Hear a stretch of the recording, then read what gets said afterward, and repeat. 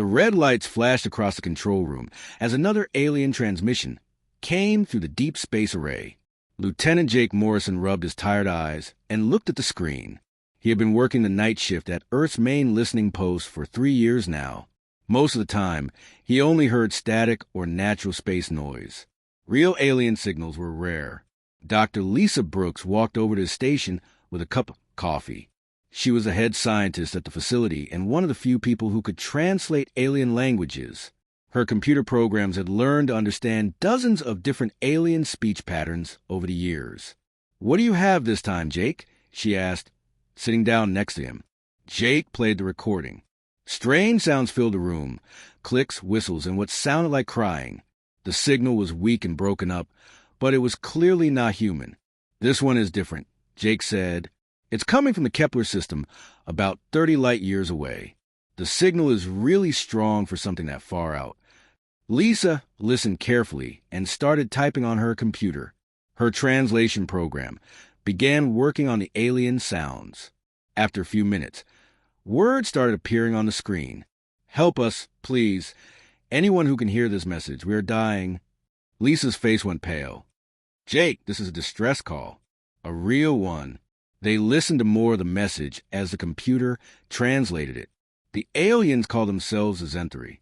They lived on a peaceful world where they studied science and art. But another alien race called the Vorthak had attacked them. The Vorthak were taking their people as slaves and destroying their cities. The message continued with something that made both Jake and Lisa stop breathing. "We call out to the legendary Deathworlders, the humans of Earth. Stories of your great strength have reached our people. Please help us. We offer everything we have." Jake looked at Lisa with wide eyes. "They know about us. They think we're some kind of super soldiers." Lisa was already reaching for the emergency phone. "We need to call Admiral Carter right now." Within an hour, the small listening post was filled with military officers and government officials. Admiral Alex Carter arrived by helicopter along with General Susan Hayes and a team of experts. They all crowded around the communication equipment as Lisa played the full message. The translation was clearer now. The Zentri explained that the Vorthak Empire had been conquering worlds for hundreds of years. They would attack without warning, kill anyone who fought back, and take the rest as slaves. The Vorthak had already destroyed 12 other worlds in the same star system. "They're asking for our help specifically," General Hayes said. "How do they even know we exist?" Dr. Brooks pulled up another file on her computer. "We've been picking up fragments of alien communications for years. It seems like there's a whole network of civilizations out there. They trade information about different species." Admiral Carter studied the star charts. "What do we know about this Vorthak Empire?" "Not much," Lisa admitted. "But from what the Zentri are saying, they're extremely dangerous. They have a huge fleet of warships and advanced weapons. They've never been defeated." The room fell quiet as everyone thought about what this meant. Earth had been preparing for alien contact for decades, but they had always imagined peaceful first meetings. This was asking them to jump straight into an interstellar war. Jake played another part of the message. The Zentri were offering their entire scientific database to Earth in exchange for help. They described technologies that were hundreds of years ahead of anything humans had, faster than light travel, energy weapons, medical advances that could cure any disease. "It's a trap," said Colonel Williams, one of the security officers. "How do we know this is real? Maybe the Vorthak are trying to trick us into revealing ourselves." But Dr. Brooks shook her head. "The signal is coming from multiple sources across their solar system. I'm picking up background chatter that matches what they're describing. Cities under attack, ships exploding, people screaming. This is real." Admiral Carter walked to the window and looked up at the stars. Earth's space fleet was impressive by human standards. They had dozens of warships armed with nuclear weapons and kinetic bombardment systems. Their best ships could travel faster than light, though not very quickly. But they had never fought an alien enemy before. "What makes them think we can help?" he asked. "They called us Deathworlders." "What does that mean?" Lisa had been researching this term in the alien communications they had recorded. From what I can understand, most alien species come from worlds that are much safer than Earth. They don't have dangerous weather, predators, or natural disasters. Earth is considered an extremely hostile planet by galactic standards. So they think that makes us better fighters? General Hayes asked. It seems like it. Most aliens have never had to deal with violence or survival situations. They think humans are naturally adapted for war because we evolved on such a dangerous world. The Zenthri message included more details about human legends that had somehow spread across the galaxy. Stories about humans who could survive in any environment, who never gave up fighting, who protected their friends no matter what the cost. Some of the stories were clearly exaggerated, but they were based on real human history. Admiral Carter made his decision. We need to take this to the President and the United Defense Council. If there's even a chance this is real, we can't ignore it. Over the next 12 hours, emergency meetings took place in government buildings around the world. Scientists, military leaders, and politicians debated what Earth should do. Some argued it was too dangerous to get involved in alien wars. Others said it was a chance to gain advanced technology and make powerful allies. The Zenthri kept broadcasting their distress call. Each message was weaker than the last. Their world was dying and they were running out of time. Finally, President Martinez made the announcement that would change human history forever. Earth would respond to the alien distress call. They would send their most advanced fleet to help the Zenthri fight the Vorthak Empire. Dr. Brooks and Jake Morrison stayed at their posts, monitoring the alien signals. As news of Earth's decision spread, they heard something new in the broadcast from the Zenthri world. Mixed in with the sounds of battle and destruction, they could hear something else. Hope. The Zenthri had called for help, and the legendary Deathworlders had answered. Now, they just had to hope the legends were true. The Earth Defense Command Center had never seen so much activity. Within hours of the president's decision, military bases around the world lit up with emergency signals. Ships that had been in routine patrol were called back to Luna Station, Earth's largest military space dock. Captain Ryan Torres stood on the bridge of the USS Liberty, watching through the massive windows as other ships arrived. The Liberty was Earth's newest and most powerful warship, over 2 kilometers long and armed with enough firepower to destroy a small moon. But even she looked small next to some of the other vessels gathering for the mission. Captain, we're receiving the final crew assignments, said his communications officer, Lieutenant Sam Davis. We're going to be the flagship for Operation Starshield. Ryan nodded. At 35, he was young to command such an important mission, but he had earned his position through 15 years of service in Earth's growing space navy. He had fought pirates in the asteroid belt and led rescue missions to distant colonies. But this would be different. This would be humanity's first real war against aliens. Commander Kate Phillips arrived on the bridge, carrying a data pad full of mission details. She was in charge of the Marine forces that would be traveling with the fleet. Her job was to prepare for ground combat if the space battle didn't go as planned. How many ships do we have? Ryan asked her. 43 warships, plus support vessels, Kate replied. The biggest fleet Earth has ever put together. Admiral Carter is bringing the Titan-class dreadnoughts out of mothballs. Ryan whistled softly. The Titan-class ships were Earth's secret weapons, built in hidden shipyards over the past decade.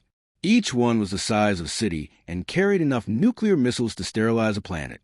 Most people didn't even know they existed. Down in the ship's laboratory sections, Dr. Marcus Webb was working frantically to prepare humanity's newest weapons for combat. Marcus was a weapons scientist who had spent his career developing more efficient ways to destroy things. His latest creation was the Hellfire missile system, warheads that could burn through any known armor and create explosions visible from orbit. Are they ready? Asked Colonel Steve Martinez, who had come down to check on the weapons preparation. Marcus wiped sweat from his forehead. The Hellfire system is loaded and tested. But I have to warn you, Colonel, we've never used these against alien technology. We don't know how effective they'll be. They'll work, Steve said confidently. Human weapons have one advantage that alien technology probably doesn't. We designed them to kill other humans. That makes them nastier than anything aliens have probably seen. The colonel was right about that. Human weapons were designed with centuries of experience in warfare against opponents who were just as smart and determined as they were. Most alien races had never faced an enemy that fought with the same intensity and creativity that humans brought to battle. In the strategy rooms, Admiral Carter and his staff were studying everything they knew about the Vorthak Empire. The information was limited, but what they had was troubling. The Vorthak had conquered dozens of worlds over the past few centuries. Their fleets were large and their weapons were advanced. They had never lost a major battle. "Their ships are bigger than ours," reported intelligence officer Emma Cruz. The data from the Zenthri suggests their largest vessels are over 5 kilometers long. They use energy weapons primarily, plasma cannons and particle beams. General Hayes looked at the tactical displays. "What about their tactics?" "That's where it gets interesting," Emma continued. "From what we can tell, they fight very formally. Set formations, predetermined strategies, minimal improvisation. They seem to treat warfare like a science with specific rules." Admiral Carter smiled grimly. "That's their first mistake. Human warfare isn't scientific. It's chaos controlled by training and experience. The human way of fighting had evolved from thousands of years of conflict on Earth. Humans had learned to adapt quickly, to think creatively under pressure, and to use any advantage they could find. Military academies taught officers to be unpredictable, to break rules when necessary, and to never give up even when defeat seemed certain. While the fleet prepared for departure, diplomatic efforts continued on Earth. The Zenthri had provided detailed star charts and technical specifications for their technology. Human scientists were amazed by what they saw. The aliens had mastered energy production, gravity manipulation, and medical techniques that seemed like magic. Dr. Lisa Brooks was working with a team of linguists to improve communication with the Zenthri. The translation programs were getting better, but there were still gaps in understanding. Cultural differences made some concepts difficult to translate. "They keep using a word that doesn't translate well," Lisa explained to Admiral Carter during a briefing. "It roughly means honorable combat or civilized warfare. I think they have rules about how wars are supposed to be fought." "Rules?" The Admiral raised an eyebrow. "What kind of rules?" "Things like not targeting civilian areas, not using certain types of weapons, allowing enemies to surrender. It seems like most alien civilizations follow these agreements." Admiral Carter thought about this for a moment. "And the Vorthak? They follow the rules too, mostly. They conquer worlds, but they don't completely destroy them. They take slaves instead of killing everyone. By galactic standards, they're considered brutal, but they still fight within certain limits." This information changed how the human commanders thought about the upcoming battle. If both sides were used to fighting with rules and restrictions, humanity's willingness to use any tactic necessary would be a massive advantage. The final ship preparations took place at Luna Station, where the massive construction yards worked around the clock. Weapons were loaded, armor was reinforced, and experimental systems were installed. The human fleet would be outnumbered, but they would have surprise on their side. Captain Danny Rodriguez was preparing his fighter squadron for the mission. His pilots were the best Earth had to offer, trained in combat tactics that emphasized speed and aggression over defensive flying. They had studied the limited data about Vorthak fighters and developed strategies to exploit what seemed like predictable alien flying patterns. "Remember," Danny told his pilots during their final briefing, "these aliens have probably never fought anyone like us. They won't expect suicide runs, ramming attacks, or pilots who keep fighting even when their ships are damaged. Use that." As the fleet made final preparations for departure, news of the mission spread across Earth. The public response was overwhelming. Millions of people gathered at viewing areas to watch the ships leave. Supply ships arrived daily with gifts from Earth's population, care packages, letters of support, and even handmade good luck charms. The human fleet was more than just ships and weapons. It carried with it the hopes and determination of an entire species that had decided to risk everything to help strangers in need. The Zenthri had called for help from legendary Deathworlders. They were about to find out if the legends were true. The human fleet dropped out of faster-than-light travel at the edge of the Zenthri system. What they saw through their sensors made even the most experienced officers stop and stare. The system was a war zone. Massive alien ships, dark and angular, moved between the planets like mechanical predators. Vorthack dreadnoughts were systematically destroying everything in their path. Burning space stations tumbled through the void, while smaller ships tried desperately to evacuate survivors. Captain Ryan Torres studied the tactical display on the Liberty's bridge. The Vorthack fleet was enormous. Over 200 ships ranging from small fighters to massive carriers that dwarfed anything in the human fleet. They moved in perfect formation, their weapons firing with mechanical precision. "My God," whispered Commander Kate Phillips. "There are so many of them." Admiral Carter's voice came through the communication system from his command ship. "All vessels, this is Admiral Carter. What we're seeing here is exactly what we expected. The enemy has superior numbers and firepower. That means we need to be smarter, faster, and more unpredictable than they are." The human fleet spread out in a formation that would have confused any alien military analyst. Instead of the orderly lines that most space navies used, the human ships scattered into small groups that could attack from multiple directions. This was a tactic developed from centuries of naval warfare on Earth. Captain Danny Rodriguez led the first strike.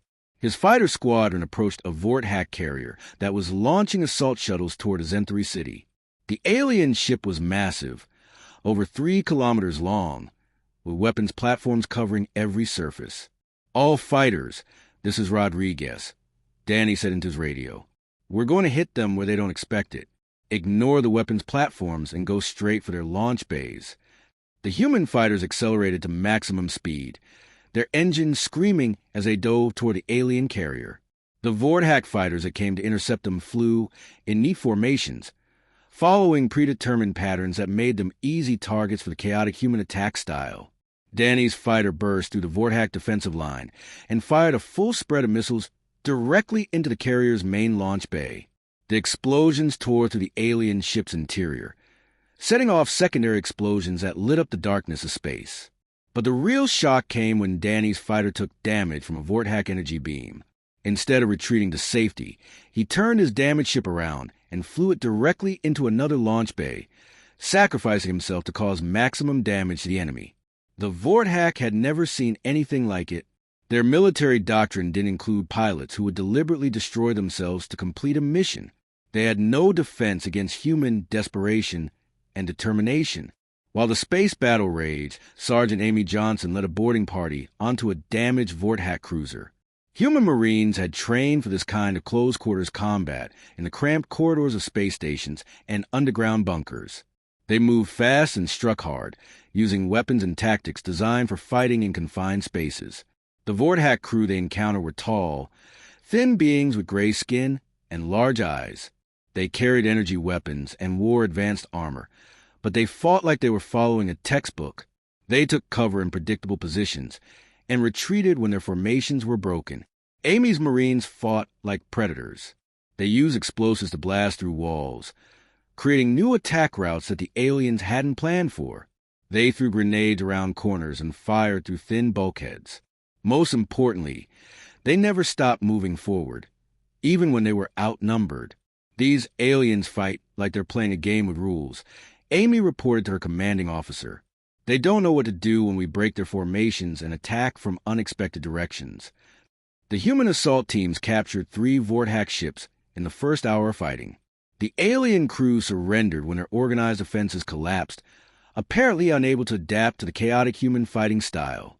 On the Azenthree homeworld, surviving aliens watched in amazement as human ships appeared in their sky. The newcomers fought unlike anything they had ever seen. Human fighters made impossible maneuvers, diving through explosions and continuing to fight even when their ships were heavily damaged. Velnara, a Azenthree scientist who had sent the original distress call, stood in the ruins of her city, watching the battle above. Vorthack ground forces had been preparing to capture her research facility when the human fleet arrived. Now those same Vorthack soldiers were retreating as human assault shuttles landed around the city.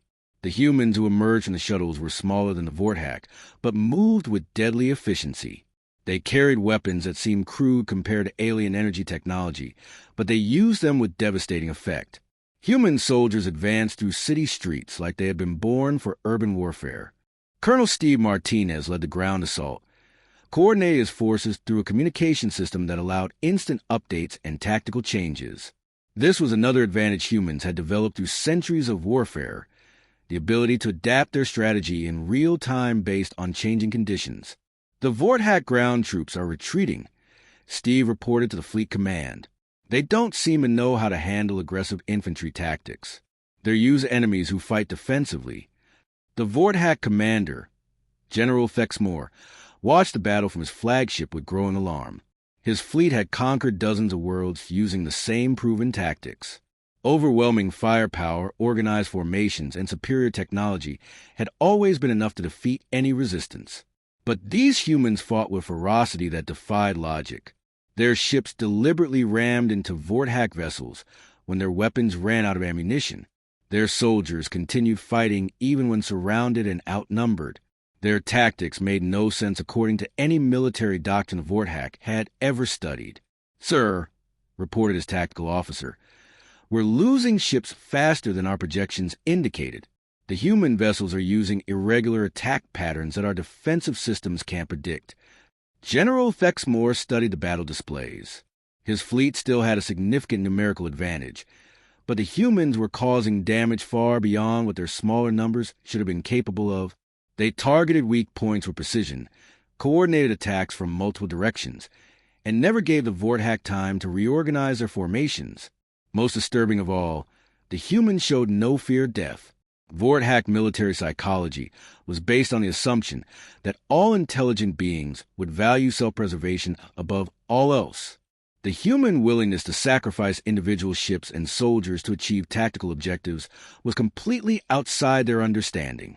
As the first day of fighting ended, the human fleet had destroyed or captured nearly 40 Vorthak ships, while losing only 7 of their own. The survivors of the Zenthri colonies began to believe that their desperate call for help might actually be answered, but the real test was yet to come. The battle in the Zenthri system had only involved a fraction of the Vorthak Empire's military strength. Soon, the humans would face the full might of an alien empire that had been conquering worlds for centuries. The question was whether human determination and tactical creativity would be enough to overcome such overwhelming odds. The Zenthri could only hope that their faith in the legendary Deathworlders had not been misplaced. Colonel Steve Martinez stood on the surface of Zenthri Prime, breathing air that would have killed most alien species. The planet's atmosphere contained high levels of toxic gases, and the gravity was nearly twice what most civilized worlds considered safe. For the Zenthri, who had evolved here, it was home. For the Vorthak invaders, it was a constant struggle just to survive. For humans, it was just another Tuesday. Set up the base camp near the crashed Vorthak transport, Steve ordered his troops. "And someone get me readings on the local environment." Private Ben Clark ran his scanner over the area and checked the results. "Colonel, the radiation levels here would be fatal to most known alien species within hours. The atmospheric pressure is crushing, and there are toxic spores in the air." Steve smiled grimly. "Perfect. That means we can operate here longer than the Vorthak can." This was humanity's secret advantage, though they were only beginning to understand it. Earth was what galactic civilization classified as a Class 12 Deathworld, a planet so hostile that most intelligent species considered it uninhabitable. Humans had evolved in an environment that would be considered a nightmare by galactic standards. The surviving Zenthri watched in amazement as human soldiers moved through their world without environmental suits. The humans seemed to thrive in conditions that required the Vorthak to wear heavy protective equipment that slowed them down and limited their effectiveness. Dr. Rachel Kim set up her field laboratory in what had once been a Zenthri research center. She was working to combine human military technology with the advanced alien equipment they had captured from the Vorthak. The results were promising. "Colonel, take a look at this," Rachel called out, holding up a modified human assault rifle. "I've integrated their energy cell technology with our kinetic weapons. The bullets now carry an electrical charge that can penetrate their armor." Rachel was a materials scientist who had joined a military expedition to study alien technology. What she found was that while alien technology was more advanced in many ways, it was also more delicate. Human equipment was built to survive in Earth's harsh environment, making it naturally more rugged than anything the galaxy's civilized species used. The Zenthari scientist Velnar worked alongside Rachel, sharing her people's knowledge of Vorthack technology. She was fascinated by the human approach to engineering, which seemed to prioritize durability and adaptability over elegance. Your people build things to last, Velnara observed, examining a human communication device that was still working despite being damaged by Vorthack energy weapons. Most galactic technology is designed for optimal conditions. Yours is designed for survival. This difference in design philosophy reflected the fundamental gap between humans and other galactic species. While most aliens had evolved on worlds with stable climates and minimal dangers, humans came from a planet that was constantly trying to kill them. Every piece of human technology, every tactical doctrine, every survival instinct had been shaped by millions of years of struggling against a hostile environment. Meanwhile, Communications Officer Ben Clark was intercepting Vorthack military transmissions from his position in the ruins of a Zenthari communications tower. What he heard confirmed the human advantage. "Sir, the Vorthack are having serious problems," Ben reported to Colonel Martinez. "Their environmental suits are failing in the planet's atmosphere. Their troops can only operate for a few hours at a time before they need to return to their ships for maintenance and air recycling. The Vorthack military had been designed to fight on civilized worlds with controlled environments. Their soldiers wore advanced armor that provided protection against energy weapons, but required complex life support systems to function in hostile atmospheres. On Zenthari Prime, that armor was becoming a liability instead of an asset. Human soldiers, on the other hand, needed only basic breathing apparatus and radiation shielding. They could move faster, fight longer, and operate in areas where Vorthack forces couldn't survive. The Deathworld advantage was proving to be real and significant. General Thexmore reviewed the situation reports from his planetary assault forces with growing frustration. His troops were elite soldiers who had conquered dozens of worlds, but they were struggling against an enemy that seemed to ignore environmental factors that would cripple any normal military force. "How are they doing this?" he demanded of his science officer. "Our intelligence reports indicate that these humans come from a planet even more hostile than this one. How is that possible?" The science officer, a thin alien named Kreltar, studied the data they had gathered about Earth.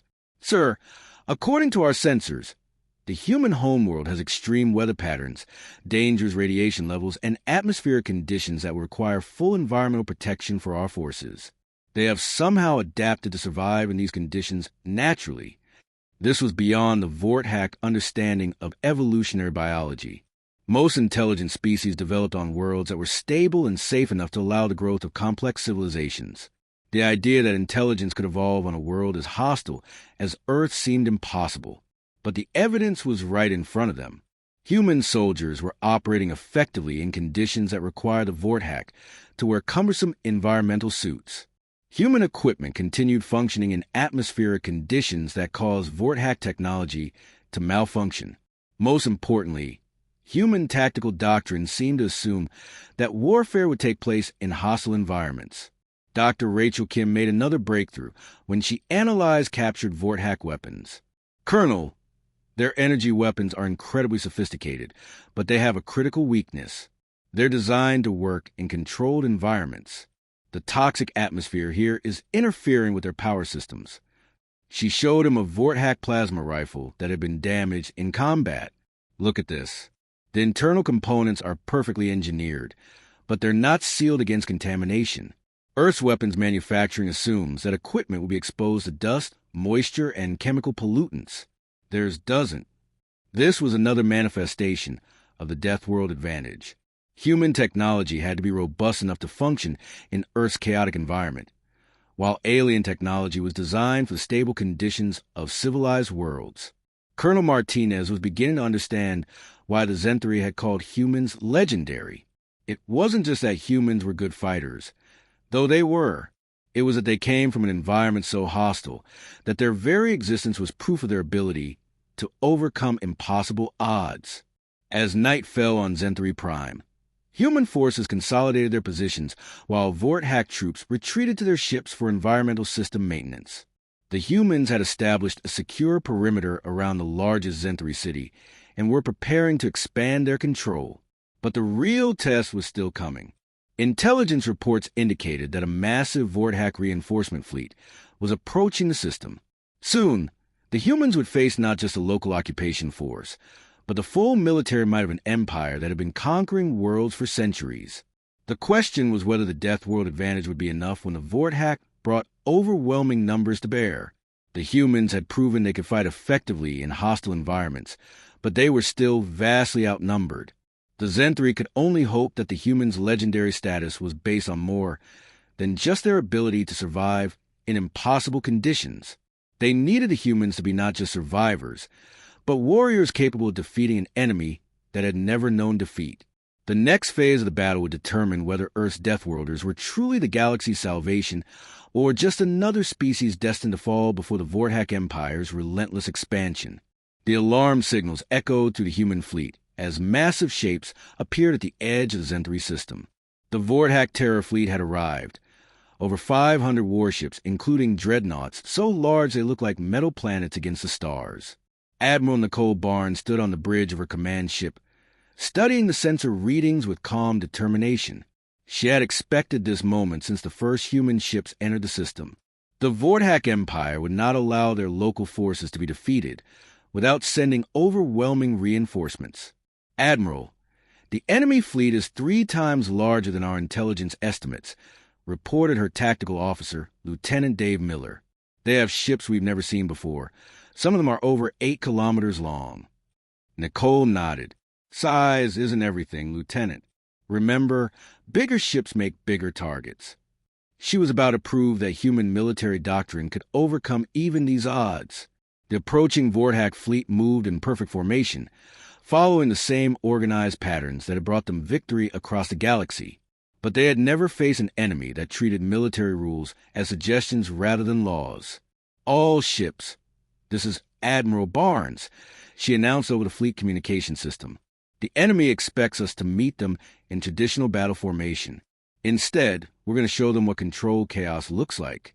The human fleet scattered across the system in a pattern that would have horrified any alien military academy instructor.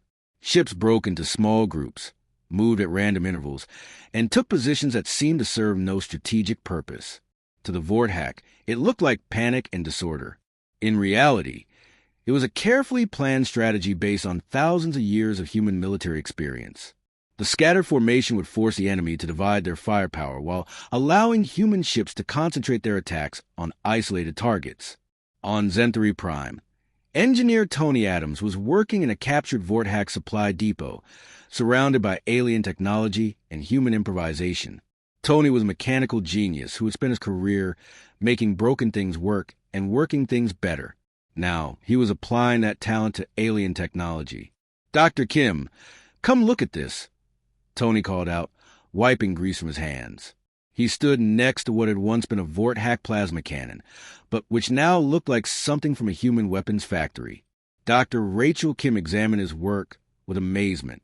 Tony had somehow integrated a human missile guidance system with Vorthack energy technology.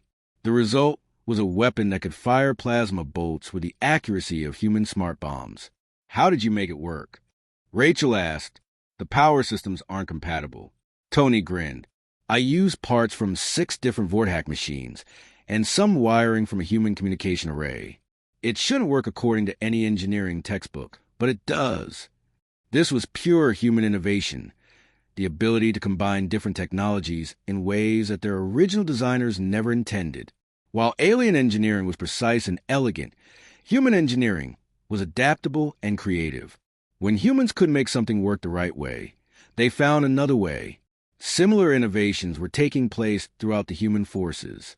Marine Captain Chris Lee had modified his squad weapons with captured Vorthack energy cells, giving them firepower that could punch through alien armor.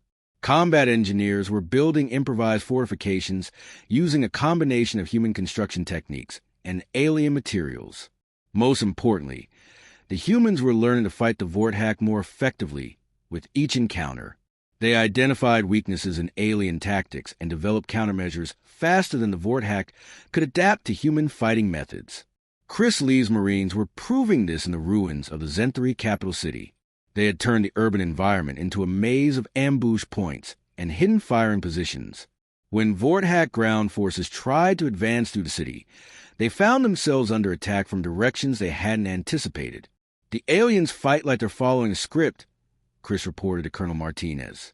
"They clear buildings room by room, always moving in the same patterns.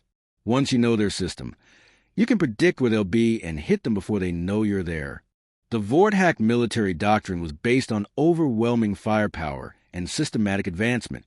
They would identify enemy positions, concentrate their forces, and eliminate resistance through superior technology. It was an effective strategy against enemies who fought in organized formations and defended fixed positions. But humans didn't fight that way.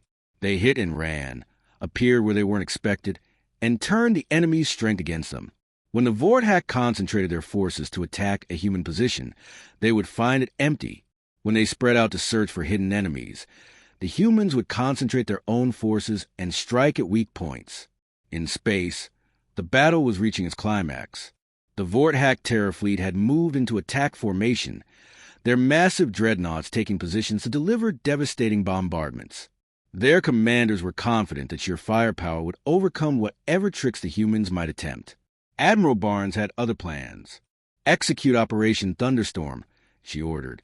The scattered human ships suddenly began moving in coordinated patterns that brought them together at specific points around the Vorthack fleet. Instead of meeting the enemy head-on, they attacked from multiple directions simultaneously, concentrating their firepower on individual enemy ships before moving on to the next target. The Vorthack found themselves fighting dozens of separate battles instead of one large engagement. Their commanders tried to maintain formation, but the human attacks were too unpredictable and came too quickly for their organized response systems to handle. Captain Rob Davis commanded one of the human attack groups, leading 12 ships in a coordinated assault on a Vorthack super dreadnought. The alien ship was massive and heavily armed, but it was designed to fight other large ships in formal battle lines. "All ships, target their weapon systems," Rob ordered. "Don't try to destroy the whole ship. Just take away their ability to fight back." The human ships swarmed around the dreadnought like fighters attacking a bomber. Too small and fast of big ships' main weapons to track effectively. They concentrated their fire on weapon emplacements and engine systems, gradually reducing the massive vessel to a helpless hulk. This tactic was repeated throughout the battle zone. Human ships worked in small groups to disable or destroy individual Vorthack vessels, while avoiding the kind of large-scale engagement that would favor the enemy's superior numbers. Dr. Sam Peterson, working with Zenthri scientist Velnura, made a crucial discovery about Vorthack technology that would change the course of the battle. They found that all Vorthack ships were connected through a central communication network that coordinated their movements and tactical decisions. "If we can disrupt their network," Sam explained to Admiral Barnes, "their ships won't be able to coordinate with each other. They'll have to fight as individual vessels instead of as a fleet." The solution came from an unexpected source. Communications Officer Ben Clark had been monitoring Vorthack transmissions and noticed that their network used specific frequency patterns that could be jammed with modified human equipment. "I can build a jamming device," Ben reported, "but I'll need to get close to their command ship to make it effective." Within hours, a desperate mission was launched. A small human strike force would penetrate the Vorthack fleet and deploy the jamming device while the main battle continued around them. It was exactly the kind of improvised, high-risk operation that alien military doctrine would never attempt. But it was precisely the kind of mission that humans excelled at, turning desperate situations into opportunities for victory through courage, creativity, and sheer determination. The Vorthack were about to learn that fighting Deathworlders meant facing an enemy that could turn any situation to their advantage. General Thexmore made a decision that would doom his empire. Frustrated by the unexpected resistance in the Zenthri system and the impossible fighting abilities of the humans, he chose to strike at what he believed was the source of their strength.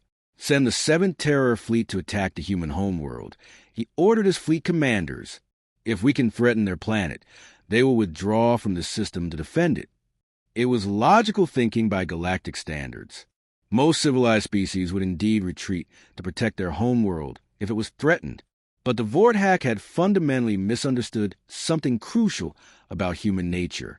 Threatening Earth wasn't going to make humans retreat. It was going to make them angry.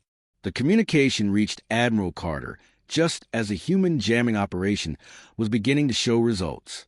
The Vorhack fleet coordination was breaking down, and human forces were gaining the upper hand in the Zenthri system.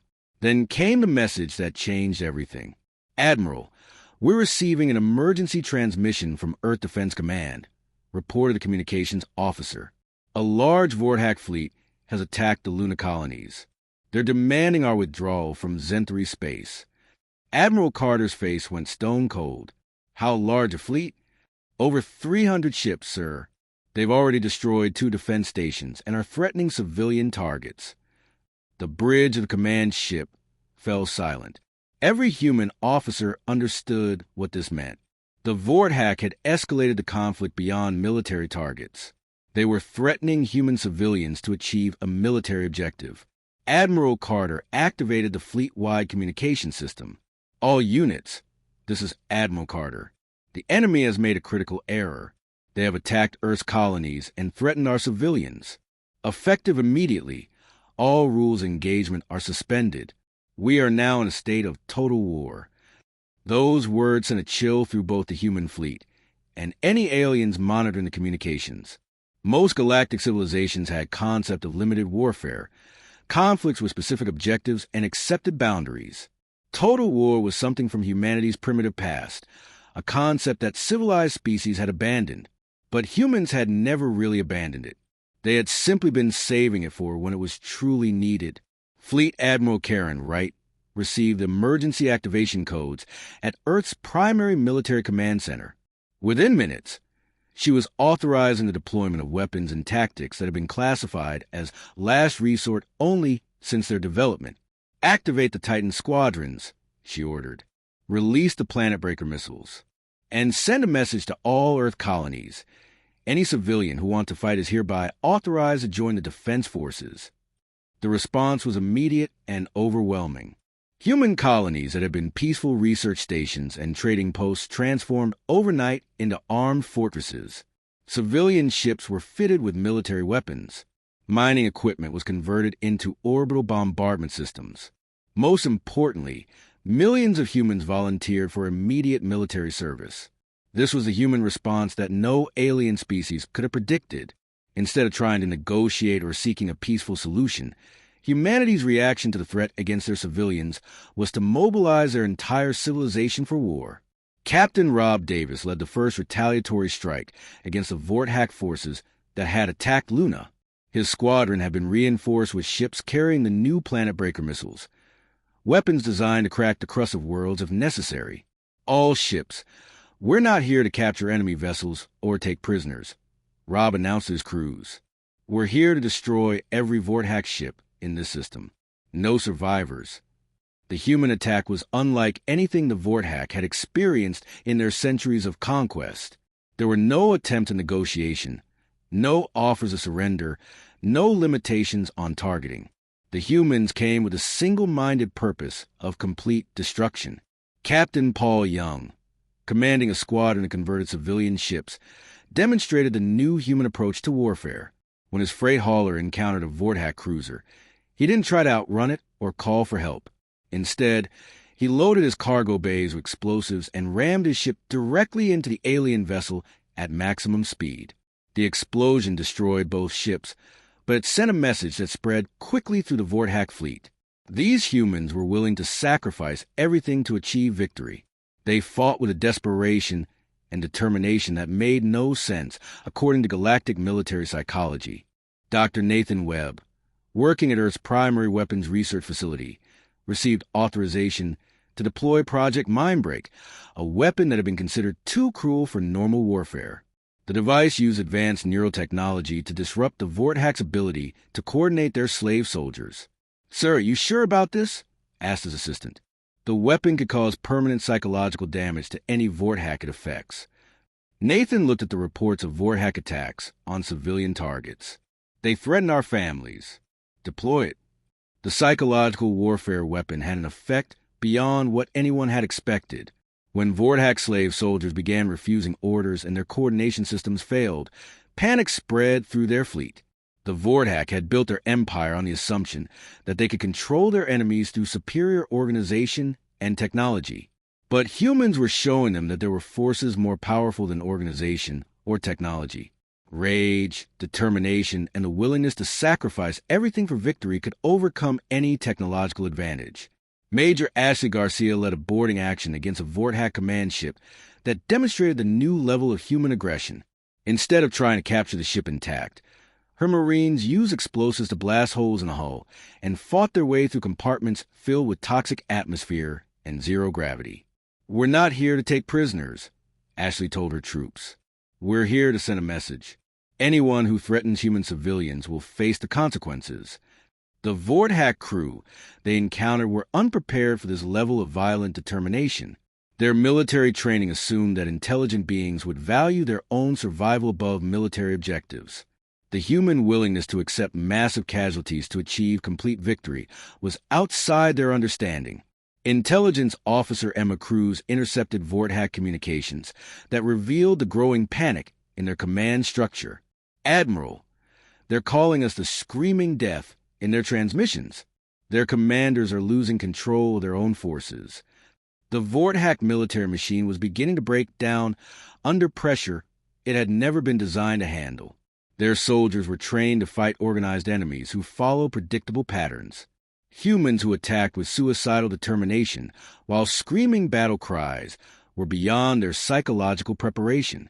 Admiral Carter realized that the Vordak had handed humanity a strategic advantage without understanding what they had done.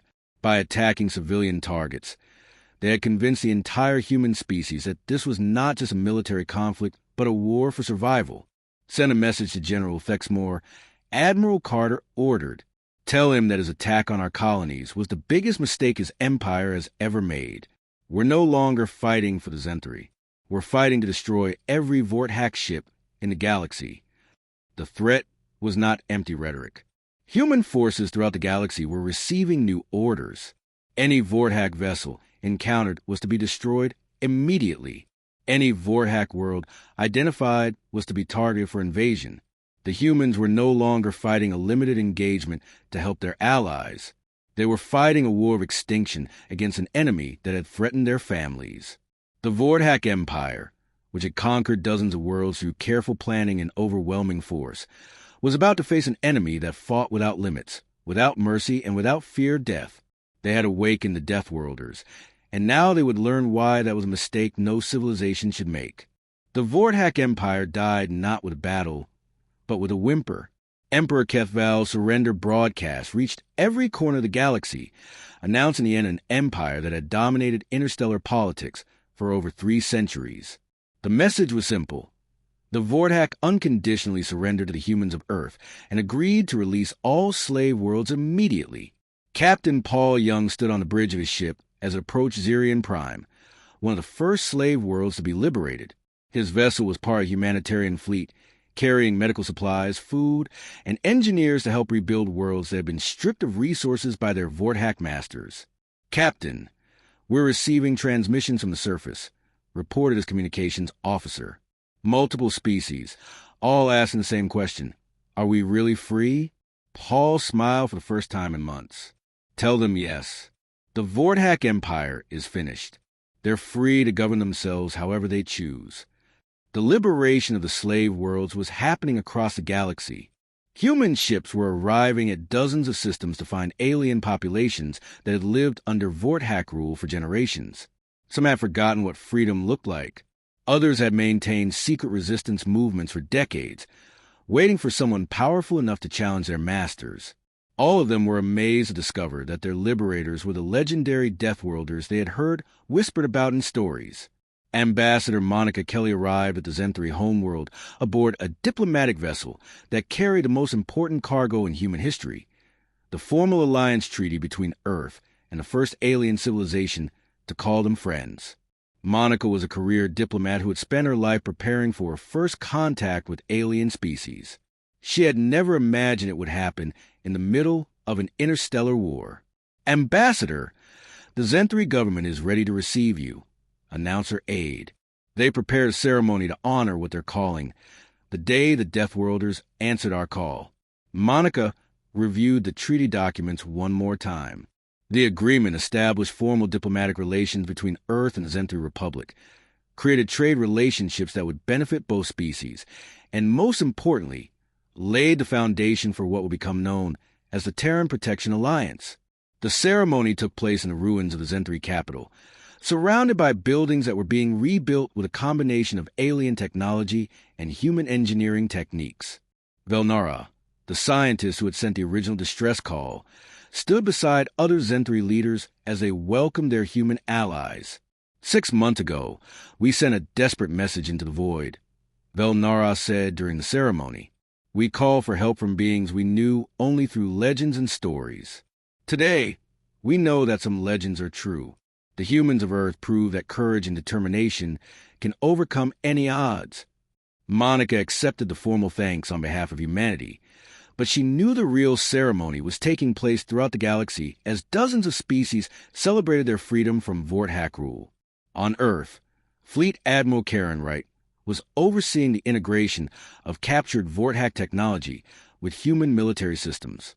The technological advances would push human civilization forward by centuries, but more importantly, they would ensure that humanity could defend itself and its allies against any future threats. Admiral, the analysis of Vorthak technology is complete, reported Dr. Marcus Webb. Their faster-than-light systems are far more advanced than ours. With these improvements, we could travel anywhere in the galaxy within days instead of months. Karen studied the reports while thinking about the new responsibilities that Earth was accepting. The defeat of the Vorthak Empire had created a power vacuum in galactic politics. Dozens of species were looking to humanity for protection and leadership. The largest fleet in human history assembled at the edge of Vorthak space. Over 1,000 ships from every human colony and military base formed into attack formations that stretched across entire star systems. At the center of this armada flew the massive Titan-class dreadnoughts, ships so large that they carried their own fighter squadrons and manufacturing facilities. Admiral Jack Parker stood on the bridge of the UES Devastator, humanity's newest super dreadnought, watching as the final attack groups took their positions. At 60 years old, Jack was Earth's most experienced fleet commander, a veteran of dozens of battles who had been personally chosen to lead humanity's final assault on the Vorthak homeworld.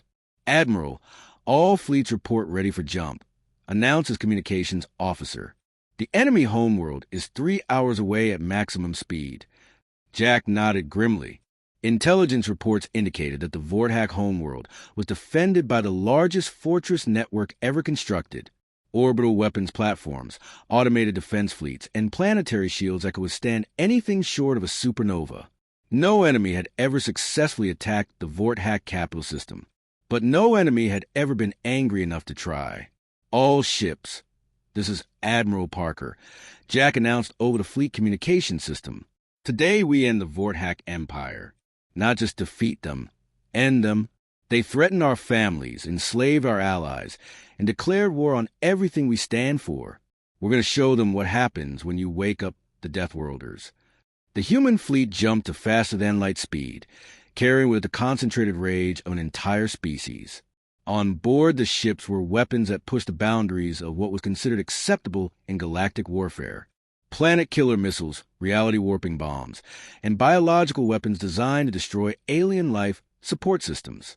Major Ashley Garcia prepared her assault troops in the cargo bays of the Devastator. She had been promoted to lead the final ground assault on the Vorthak homeworld, commanding a force of Marines who had been fighting the alien for months. They had learned to hate their enemy with a personal intensity that made them more dangerous than any weapon. Listen up, Ashley told her troops. The Vorthak homeworld has underground cities that go down for kilometers. We're going to fight through every level, every corridor, every room until we reach their emperor. And when we find him, we're going to show him what happens to anyone who threatens human civilians. The Marines cheered with a sound that would have terrified any alien who heard it. These were no longer soldiers fighting for abstract military objectives. They were predators hunting the enemy that had dared to threaten their pack. Dr. Nathan Webb made final preparations to the fleet's most terrible weapon, a device that could disrupt the quantum foundations of matter itself. It was technology that shouldn't exist, created by human scientists who had pushed beyond every safety limit in their determination to end the war. "Sir, are you certain about this?" asked his assistant. "The quantum disruptor could damage space-time itself. The effects might be permanent." Nathan looked at the tactical displays showing Vorthak Fortress worlds. "They made this choice when they attacked our colonies. Sometimes you have to break the universe to save it." The weapon represented humanity's willingness to risk everything to achieve victory. While other species might hesitate to use technology that could have unpredictable consequences, humans had decided that destroying the Vorthak Empire was worth any risk. As the human fleet dropped out of faster-than-light travel at the edge of the Vorthak home system, they faced a sight that would have stopped any other species. The system contained 12 heavily fortified worlds, thousands of orbital defense platforms, and a fleet of over 2,000 warships. It was the most heavily defended system in the galaxy. The humans attacked anyway. Admiral Parker divided his fleet into assault groups that struck at every defended position simultaneously. Instead of trying to fight through the defenses systematically, the humans overwhelmed the entire system at once. It was a strategy that required accepting massive casualties in exchange for preventing the enemy from concentrating their defenses.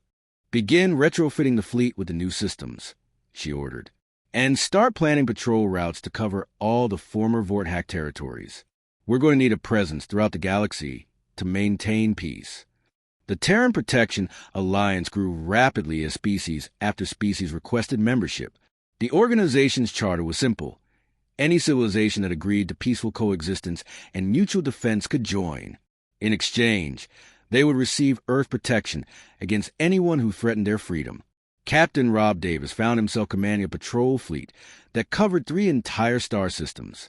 His ships carried representatives from a dozen different species, all working together to maintain the peace that humanity had won through superior firepower.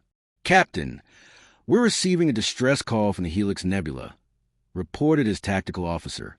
"Pirates are attacking a civilian convoy." Rob smiled grimly. "Set course to intercept. It's time to remind the galaxy why attacking innocent civilians is a bad idea." The reputation of human military forces had spread throughout the galaxy with amazing speed. Pirates, warlords, and other threats to galactic peace found themselves facing an enemy that treated violence against civilians as a personal insult. Most chose to find other career options rather than face human retaliation. Dr. Rachel Kim established the Galactic Technology Exchange, a research organization that combined human engineering with alien science to develop innovations that benefited all member species. The exchange became a symbol of the cooperation that was possible when different civilizations worked together instead of trying to conquer each other. The combination of human adaptability with Zen-3 precision is producing remarkable results, Rachel reported to the Earth Science Council. "We're developing medical technologies that could eliminate most diseases and energy systems that could provide unlimited power to any world." The galaxy was becoming a safer and more prosperous place under human protection. But Earth's leaders never forgot the lessons of the Vorthak War. Humanity maintained the most powerful military force in the galaxy, not for conquest, but to ensure that no future empire could threaten the peace. Colonel Steve Martinez established the Galactic Defense Academy on Luna, where officers from dozens of species learned human military tactics and philosophy. The Academy's motto was simple: peace through superior firepower. "The key to preventing wars," Steve told his students, "is making sure that anyone who might start one knows the consequences will be swift and overwhelming. We don't fight because we enjoy it. We fight because sometimes it's the only way to protect the innocent." The Academy graduates returned to their homeworlds carrying more than just military knowledge. They carried the human understanding that strength should be used to protect the weak, not to exploit them. Years passed, and the galaxy settled into a new era of peace and prosperity. The Terran Protection Alliance grew to include over 200 member species. Trade flourished between worlds that had never been able to communicate safely before. Scientific cooperation led to advances that improved life for billions of beings. But humanity never relaxed their vigilance. Deep space monitoring stations watched for signs of new threats. The human fleet continued to patrol the galaxy, ready to respond to any call for help. Most importantly, The human people never forgot that their strength came with the responsibility to protect those who couldn't protect themselves. The story of how humanity answered the Zenthri distress call became the founding legend of the new galactic civilization. Children of dozens of species learned about the Deathworlders who came from a hostile world to save others from slavery and oppression. The moral of the story was simple. Evil could only triumph when good beings chose to do nothing. The humans had chosen to act, and their choice had changed the galaxy forever. In the deepest archives of the Terran Protection Alliance, historians preserve the original message that started it all. Velnara's desperate plea for help from the legendary Deathworlders served as a reminder of how one call for help had awakened a sleeping giant. The galaxy was at peace, protected by beings who understood that true strength meant using power to defend the innocent rather than to conquer the weak. The Deathworlders had answered the call, and they would continue to answer whenever freedom was threatened. Some legends, it turned out, were not just stories. Some legends were promises waiting to be kept.